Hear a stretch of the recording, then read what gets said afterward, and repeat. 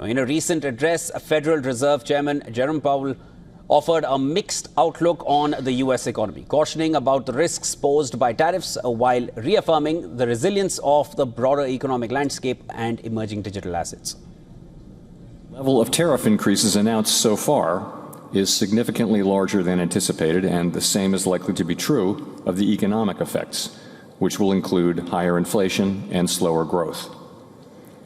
Both survey and market-based measures of near-term inflation expectations have moved up significantly, with survey participants pointing to tariffs. Survey measures of longer-term inflation expectations, for the most part, appear to remain well anchored as well. Well, despite these challenges, Powell remained clear that the Federal Reserve is well positioned to wait for greater clarity before making any changes to interest rates. With inflation expected to dip and the U.S. economy showing resilience, Powell acknowledged that tariff impacts could still lead to slower growth in the coming months. He pointed out that the Fed's policy stance would largely depend on future economic data, and any adjustments would depend on whether tariff-driven price hikes turn into sustained inflation.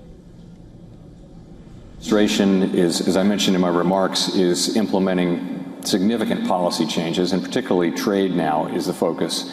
And the effects of that are likely to move us away from our goals. So unemployment is likely to go up as the economy slows in all likelihood, and inflation is likely to go up as tariffs find their way, and some part of those tariffs come to be paid by the public.